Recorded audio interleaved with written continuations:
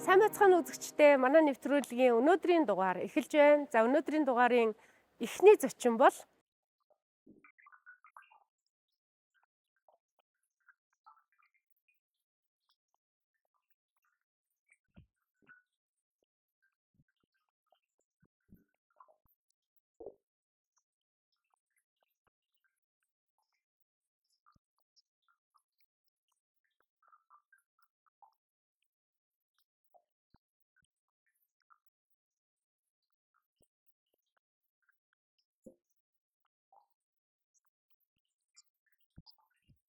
сэтгүүлч, судлаач, соёлын гаяа зүтгэлтэн Бадам Самбуу гэж эрхэм хүндтэй хүн манай нэвтрүүлгийн хойморт өргөцсөн байна. Танд энэ өдрийн мэнд хүргэе. Баярлалаа. Аялын цаг нэвтрүүлэг болоод Бадам Самбуу гэдэг сэтгүүлчийг эрэлхийлсэн, дахин зурагтаар гарахыг хүссэн мянган үзэгчтэй таныг өнөөдөр ахаад үндэсний олон нийтийн телевизийн дэлгэцээр уулзуулж байгаадаа баяртай байна.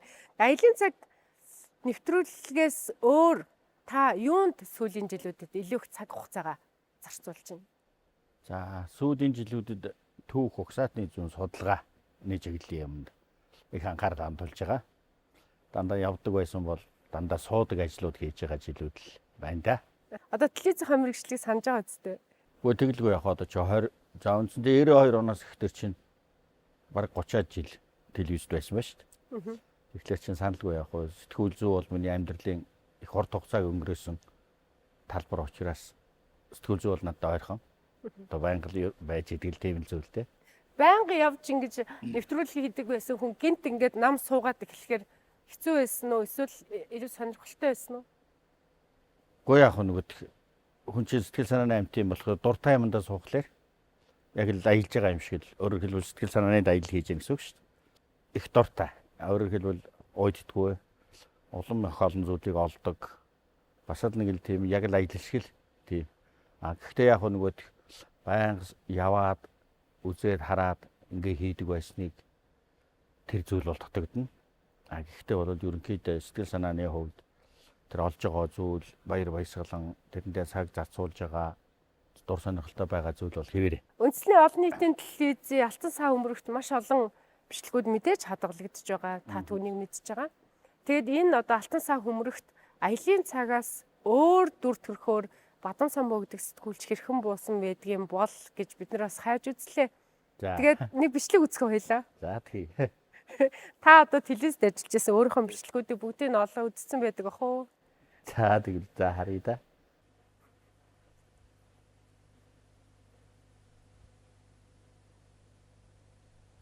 Нэг төртийн юм хэд болно. Нэг муу ялаа тулаа дээгүүрэр гэн. Оюн дуулахыг мэдэн тэр ойлсон нүдний тарыг уйл танин. Аниргүй бүгэмд чэжим бизолон.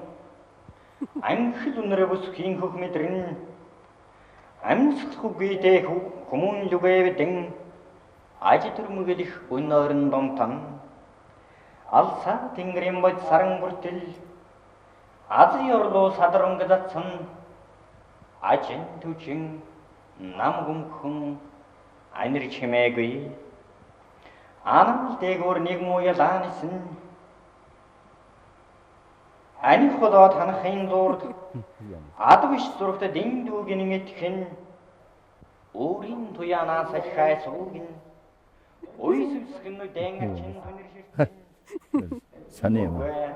үлитгэн оон бараа шуурч юм уу Улигрийн гадамж өгсөх завгүй цагийн сурайд нөмрөгдөн ойлитгэн өгөө зүүдх хатл сэрэх гин зөрхэн султал хардарцгаан зэргийн агцаар амьд хэл ярн зэрэгцээ нугын солиулыг мэдэхгүй. Энэ 1990 оны Усын шүлэгчд гэж нэвтрүүлгийн хэсгээс байна. Энэ ямар саний юм бэ? Би энэ өөрөө үзег юм байна. Тийм үү? Тий. Энэ айл бичдэг гэдгийг санахгүй байна. Энэ шүлэг ч гэсэн өөрөө би бол одоо л сонсоод нэрээ ийм шүлэг би залуудаа. Тэгээ яг энэ хаана авахулснаа ч бас санахгүй байна. Тэгэхээр энэ одоо яг алдагдсан төрх байна л да. Би өөрөө ч яг тэр яруу найраг тэр үеийн яруу найрагч юм одоо тэр урт өстэй тэр уншиж байгаа Донж маяг нь шүлэг нь модернист яруу найраг гэж хийсвэрлэлийн яруу найргийг анх бичиж эхэлж байсан үе. Монголд хийсвэрлэлийн яруу найраг гэж байсангүй. Дандаа одоо бодит реалист яруу найраг эсвэл зүгээр хориотой сэдвийг бичдэг тийм л төдий байсан. Тэгээ би яг залуу энэ үе дээр бол хамгийн их өөрийгөө их тоож ирсэн. Бүр өөрийгөө бол ер нь ирээдүйн Монголын яруу найргийн их том хүн болно гэж ингэж бодож хэрэгч нэг залуу насны л хүсэл тэмүүлэлээр явж исэн тийм үе байна. Энэ үе болохоор манай үндэсний олон нийтийн телевизээр нь ороогүй байсан үе байх нь тий? Ороогүй. Одоо эн чинь 90 он гэхлээр дөнгөж Увс аймагт аймгийн сонины сурвалжлагчаар очиж ирсэн. Дээд сургууль төгсөөд дөнгөж очиод нэг жилч болоогүй байсан үе байна. Тийм их сонин гоё сюрприз боллоо. Ерөөсөө би танихгүй юм байна энэ хүнийг. Тийм. 30 жилийн өмнөх миний төрх Батын дорж гэж их алдартай сэтгүүлч байсан. Одоо Монгол радиод байлаа, Монгол телевизэд байлаа. Ер нь одоо хүмүүс бол мартсан. Домогц сэтгүүлчтэй нэг л дээ. Энэ хүн намайг оюутан байхаас олж харсан. Ховд аймагт оюутан байж хахад телевизийн нэвтрүүлэгчээр шалгаж тэр Ховд хотын буянт гэдэг зочдлуудад миний төрхийг тал талаас нь авч янз янзаар уншуулж үзэж цоодл энтрийг бас шалгаж байсан. Тэр энэ ч хотод бас шалгаж байгаа шүү дээ. Тэр үедээ тэгж хараад анхны миний шүлгүүдийг радио юмд уншуулж тэгээд дараа нь төгсөж очсны дараа би Увс аймагт шилжиж очиж байгаа шүү дээ. Тэгээ аймгийн сони сурвалжч болсон хойно тэр Батхан буу гэж сэтгүүл залууг заавал аавна гэж авж ийсэн тэр үе байх шиг байна. Ерөн зүгөө зохиолчдын дотор сайн мэддэг 90-ад оны анхны одоо шуугаан тарьсан тэр зүсгандууд гэж бүлэг тэр одоо би Увсад очиод анх байгуулсан бүлгэлтэй. Тэгээ би ч өөрөө тэр иррационал философиг үздэг. Ер нь одоо энэ хийсвэрлэлийн яруу найраг шинжлэгдэнэ гэдэг бол ер нь өрнийн тэр одоо хөрөнгөтний яруу найргийг бичих явдал гэж үздэг. Ийм л одоо нэг тийм одоо их галзуул үе л дээ. Болорч цомд ер нь орын өрсөлдөндөө гэж бодоогүй юу? Яруу найргийн наадам чинь одоо маш их нэр хүндтэй байлаа. Яруу найраг утга цогцолыг хамгийн их сонирхдаг байсан үе. Тэгээ соён гэрлийн онцгой үе л дээ. Яруу найраг онцгойч байсан. Тэгээ тэр үед Ховд аймгийн тэр одоо яруу найргийн наадмын тэргүүн шагналыг авсан юм би. Тэр хөтөл гэдэг шүлгээр. Одоо тэр шүлэг болсон мартцсан. Одоо тэр нэлээд зүрхийл одоо шүлэг байсан шиг байгаа юм.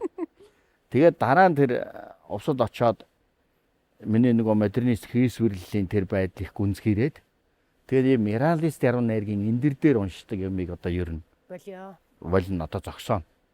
Би тийм одоо эндрийн яруу найрагч биш. Би одоо тийм ам зохиол шиг бичихгүй энэ төр гэж.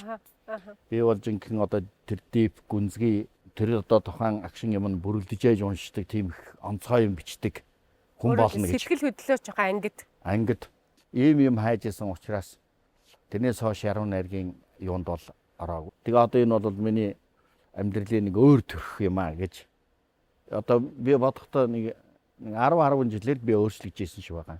Таныг ураад танд бас зориулж бэлдсэн нэвтрүүлгийг та үзээгүй байсан бид нарт олзрох хөштэй байлаа. Таныг телевизэд ажиллаж байсан хугацаанд өөрийнхөө дүрсийг одоо олоод авсан байдаг байх та. Гэхдээ бид нар үзэгчтэй сэтгүүлч Батхан Самбуу гэдэг хүнийг дахин уулзах хүсэл байсан учраас нэвтрүүлэгтээ урьсан аз урж таваас энэ нэвтрүүлгээ үзээгүй байсан юм байна. Маш их сонирхолтой санагдаж байгааг нь хараад ингээ баяртай суулаа. Үзсэн телевиз нэг сонин миний нэг сонин зураг бас зураг байдгийг.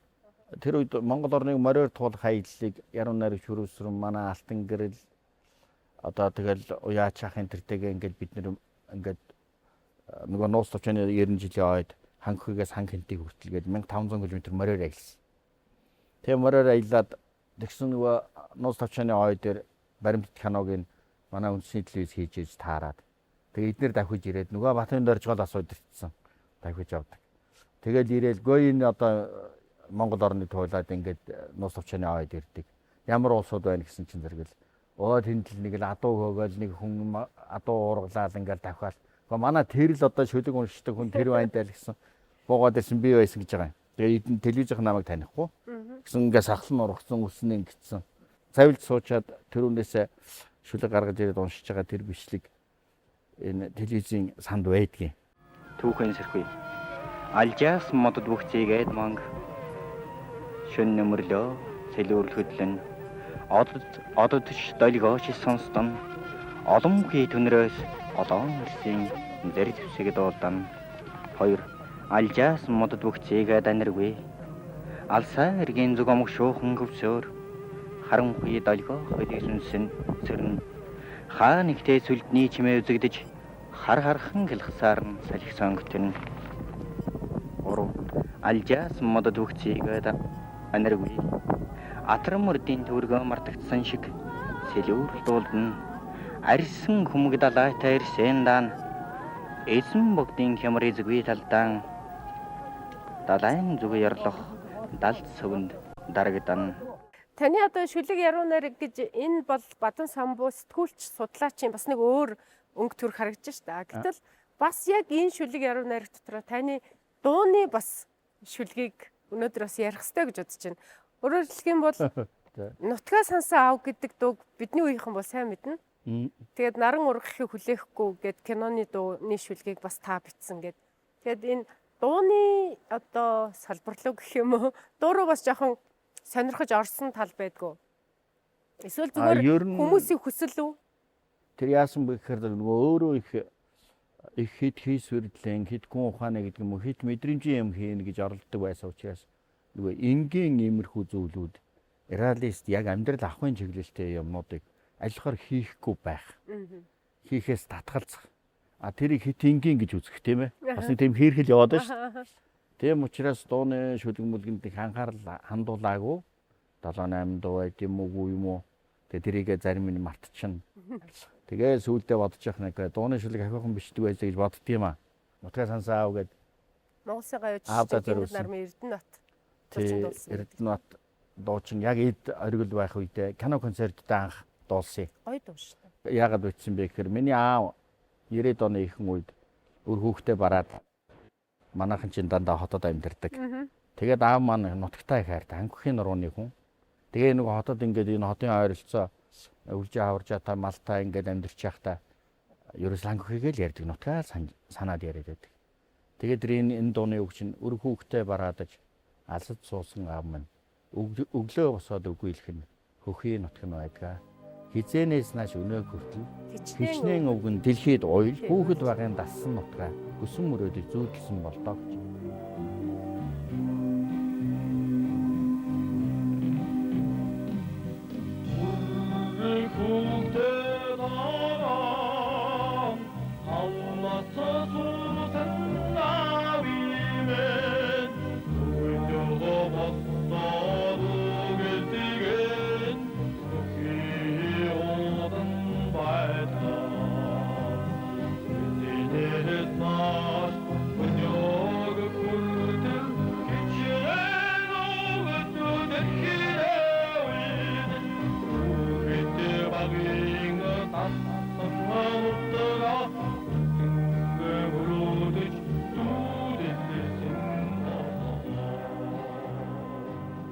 Тэр төрүүчин гэлдэг наран орхыг хүлээхгүйгээд энэ дуу бол хөгжмийн зохиолч Алтан уягтаа хийсэн. Тэгээ их сонин хувь заяатад бол да.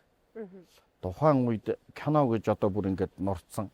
Тэгээд одоо киног ган хуйг найруулагч наран орхыг хүлээхгүй гэдэг одоо тэр 100 маяр билүү энэ одоо дөрвдийн нэг сайн ирийн тухай нэг эмгэнэлт юу хийсэн кино. Гэхдээ өөр хэм нөгөө кино чинь тэр үед VHS гээд хамгийн гологдол муу камераар олдно. Тэр нь одоо тэр үед камер гэж юм олдохгүй. Чанар муутай. Гэхдээ их зохиол гоётой. Тэгээ энэ нэг тийм ядуу дарчиг үед манай энэ золбоод тоглосон шиг санаж байна. Тийм гол дүрд нь. Их уул нь бол их сайн кино. Даанч одоо тэр нөгөө дахиж одоо шинэ чанартай ямар хийвэл тэр зохиол гайг болох юм шиг байна. Энэ киноны нэр магадгүй одоо бид нар ярьж ирсэн миний ч нэр өгсөн нэр байж магадгүй. Тэг их сайхан дуу.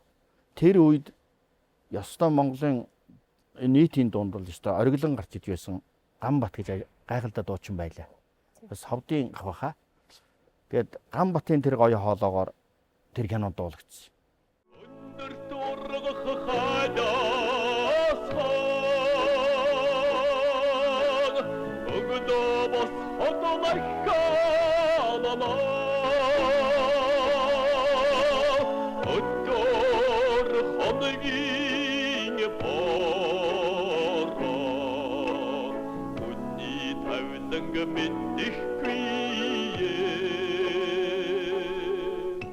очихыг хүсэж байгаа гэдэгт очиж чадаагүй ч гэдэг юм уу газар руу чи аяллийн цагийн сте нэг юм тусгай дугаар хийлгэвэл та хийх үү? Хийвэл хаашаа явах? Болно. Тий. Яг тэр ийд хийж явах үедээ бол зардал сүйтгэлээсээ болоод цаг хугацаанаасаа болоод магадгүй заримдаа нөөцөлж хоошоо давжснаас болоод дэлхийн болоод Монголын гайхамшигтай сайхан газар зөндөө үлдсэндээ Аргентин Патагониад сайхан нэвтрүүлэг хийнэ гэж боддог байсан. Хойд өмнөд туйл сайхан нэвтрүүлэг хийнэ гэж боддог байлаа. За Сибирт хийнэ гэж боддог байлаа. За тэгээд Африкийн Серенгетид одоо боломж гарч ирсэн ч гэсэн за одоохондоо биш. За хоошоо давж байгаа тэгээд. Саний шүү дээ одоо дэлхийн 67 8 орноор явсан мөртлөө Америкт очиж үзээгүй. Тийм үү? Тий. Яагаад гэвэл Америкт очих бололцоо бол байсан. Гэхдээ удаан тухтаа явна гэж бодоол дандаа хойшлуулж явсаар байгаа л. Тэгэл нэг мэтгэд одоо 2 гараад ирлээ. За одоо ер нь аяллийн цагийг одоо болъё. Яагаад болъё гэж байгаа юм гэхээр зэрэг одоо хүн болгон утсаар юм уу ингээл хийдэг боллоо. Хүмүүс энэ ийм юмны шин тенденц нь өнгөрч ийн гээл. Тэгэл яасан та тэгээ одоо Монголд ч гэсэн очиж үзэх газар зөндөө би аяллийн цагийн нэвтрүүлгийг 20 жил хийсэн байна. 500 гаруй нэвтрүүлэг зөвхөн аяллийн цагаар хийсэн. За бусад төрлийн нэвтрүүлэгтэй гэвэл 1000-аар нэвтрүүлэг хийсэн байна лээ. Тэгэхээр миний амьдралын бол их онцгой оргил сайхан үе. За Монголын хоолны нийтэд өгөөжтэй юм хүртэх хувийг маань олгосон газар бол үндэсний төлөвшөөд. Урилгын маань хүлээн авч хүрэлцээрсэн танд баярлалаа. За баярлалаа. Судалгааны ажилтны амжилт хүсье. За тэгж хийж байна. Эрсдээ сони юм байна. Энд тэгээ ганцхан шүлэг байна уу? Ганцхан. Зөө. Тэ сони юм байна. Аа, стаймер. Тэр үе чинь одоо хамгийн гоё залуу шүү дээ. Ийм л өстэй байж ажил юм болно шүү дээ тэр үед. Тэр үед яруу найраг бичдэг, гитар тоглодог. За тэгээ нэг тиймэрхүү өстэй энэ төр байвал тэгэл одоо болдог байсан да. За гоё юм үзүүлсэн дүүнэртэй баярлалаа.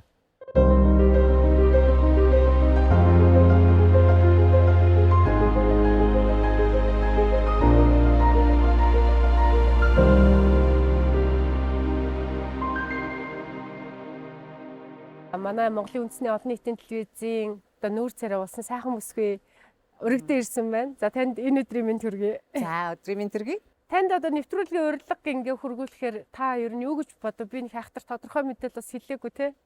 Гэхдээ би ч одоо нөгөө ажиллаад хийх гэж байгаа юм байна л гэж бодсон шүү дээ. Тэгээ сайн орж ирээд одоо зочин болж байгаа юм уу? Зочинтой ярих хэрэгтэй болов уу гэж тий. За ингээд нариулагчийн бэлдсэн дүрсийг одоо бүгдээр хамт үзээд ярилцлага үйлчлүүлье. Рэп 90-ад оны ихэнх үеэр манай залуучуудын донд бүжгийн нэгэн шинэ урсгал болох рэп бүжиг нэвтрэн орж ирсэн. Хүүе тэр өмд стан нэр ванли байна тий. Бидний монголчуудын хувьд цамын бүжиг маань үүсэн бий болсон цагаас өнөөдрийг хүртэлх хугацаанд баггүй түүхэн хугацааг туулан өнгөрөөсөн хэдий бид нар дахиад цамын бүжгээ рэп бүжгийн тавцангаас нэг харуулна сонин санагдах болов уу гэж бодож байна. Хүш ямар хөөрхий юм бэ? Хаанаас олсон би энэ архив ухсан юм бэ? Би архиваас олсон.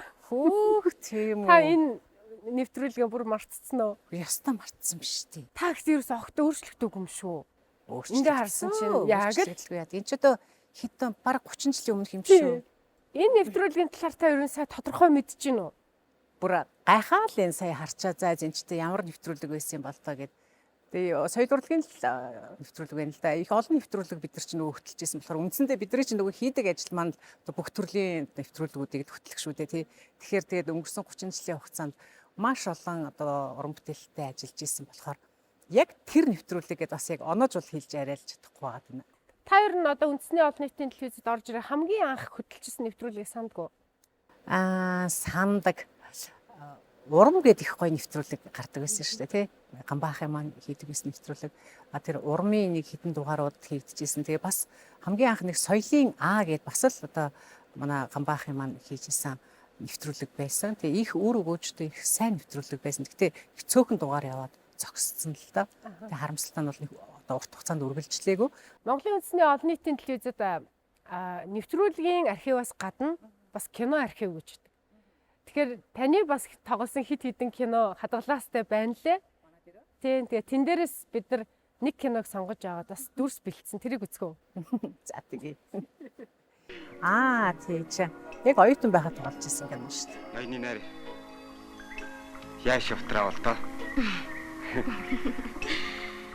Харин Хуйгааг шийдсэн кино. чамтай уулзраагүй болж би хатиг даваагийн ихнэр болж зовх байсан шүү.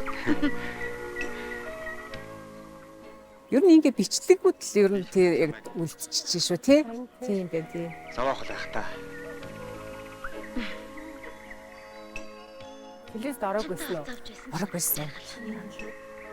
Орох орон ооч хаяхгүй ч ингээд явж явах жаргалтай юм. Чиний явдлыг барахгүй нь байх шүү.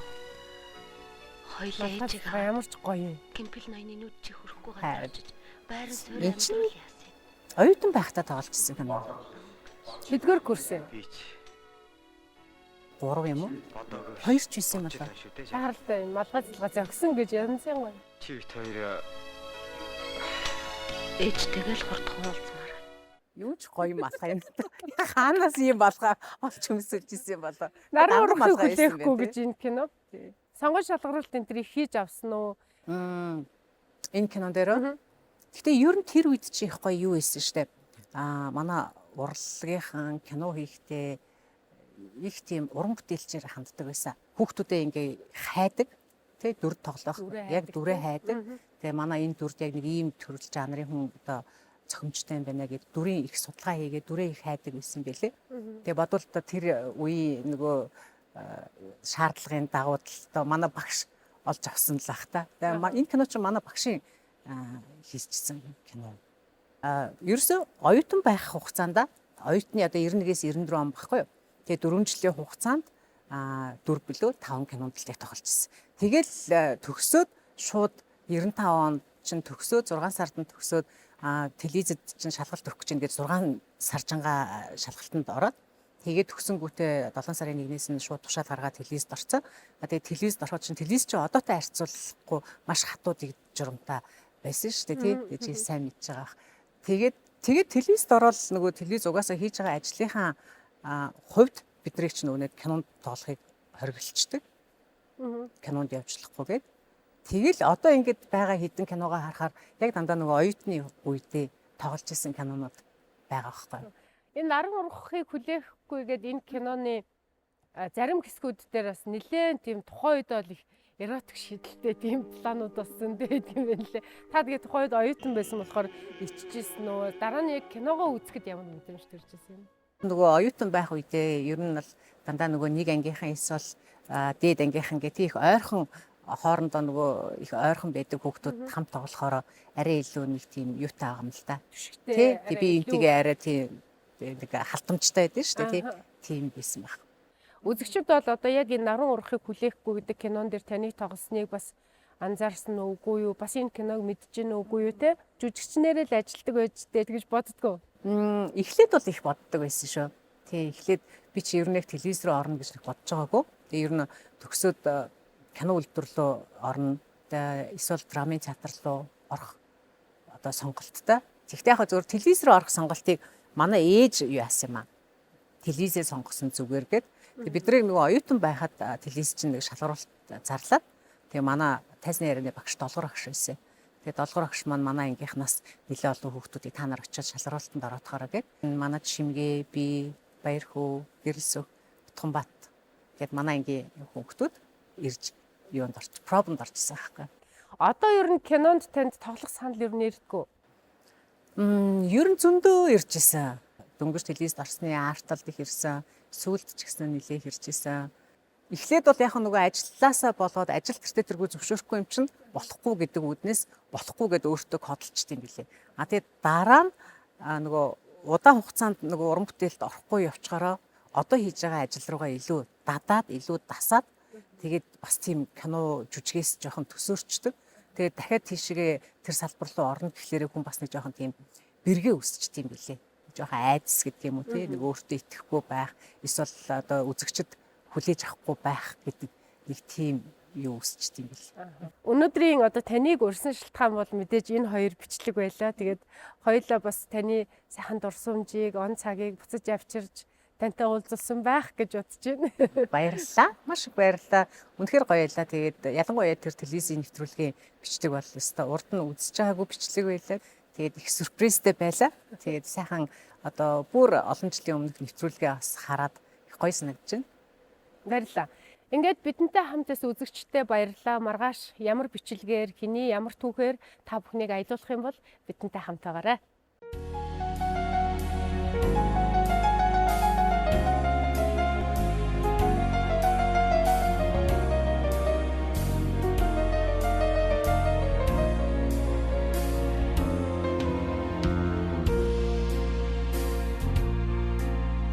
Пусть голова моя седа, земли мне нечего пугаться, не только грусть, мои года, мое богатство. Пусть голова моя седа, не только грусть, мои года, мое богатство. Я часто время торопил, привык во все дела впрягаться, пускай денег не скопил, мои года, мое богатство. Я часто время торопил, пускай денег не скопил, мои года, мое богатство. Шепчу спасибо я года и пью их горькое лекарство, и никому не отдам мои года, мое богатство. Шепчу спасибо я года и никому не отдам мои года, мое богатство.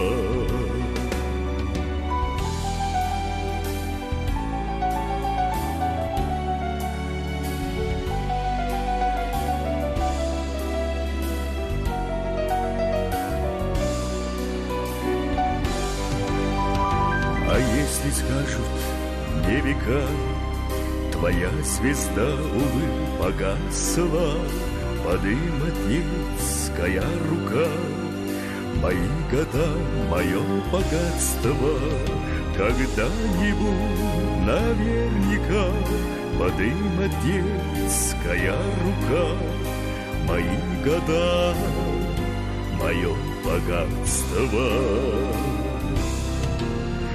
Когда-нибудь наверняка подымет детская рука, мои года, мое богатство.